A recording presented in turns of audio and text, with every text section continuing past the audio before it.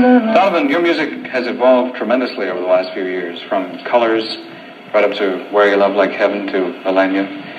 Tell us about some of the changes that you've gone through. You've obviously been through a lot of different changes. Your music has changed. I think the songs will probably tell more than I could. They always do because they're just naked. They're only songs, and the personal aspect is never known, you know. Well, they are the personal aspects. They're the naked bits, you know, that you don't talk about such a lot. I just came through the regular changes. I haven't thought much about it because I'm a young man and I'm a young writer and haven't developed. Maybe when I'm old and grey I could work out an autobiography and realise what it's about.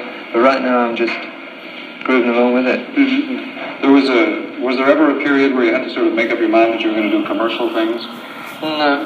Right. There was one change. Mickey Mouse? There was one change when I started being with Mickey Mouse as a producer, and he made some hit records with me. But they're great. They're great adverts, great ads for albums, hit singles. And one day the charts will be full of good music. It's happening now, I think. Yeah. But it takes a while. You've got a lot of bad music as well. There seems to be, at least from my point of view, maybe you disagree, there seems to be a kind of a lull in the pop music scene right now. Yeah, I think a lot of singers they've been recording a lot, and they've been in the game 5 years or so, and they're missing playing live, and there's a direction to be found, a new direction. Feedback? No, more of a natural reaction again, you know, back to natural singing. That's why you've got Hey Jude, and sing-along songs and things like that.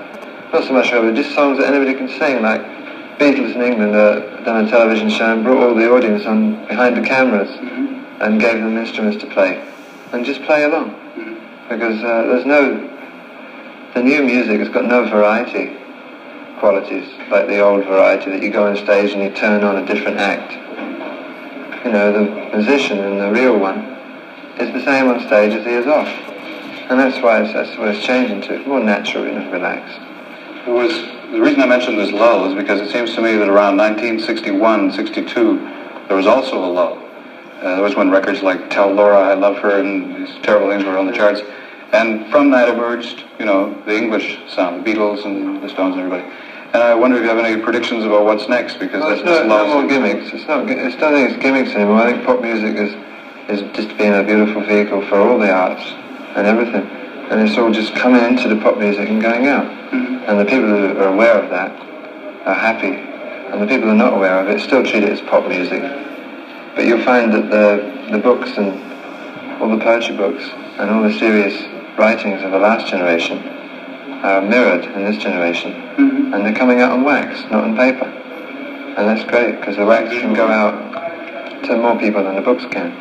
You mentioned Hey Jude. The Other Side Revolution employs a lot of the early rock techniques. It's got the fuzz tone guitar and the little Richard hammering piano. And a lot of people are saying, you know, rock and roll is coming back. I think it's just the Beatles have always been rock and roll, but they're beautiful ballad writers as well. And they just don't want to flash on everybody saying it doesn't matter. Music is music. It's just going on and on. What kind of a life do you lead when you're not touring around and recording and busy being Donovan? It's a very quiet life. Do you live in London? No, in the country. I don't live a fast pop star life at all.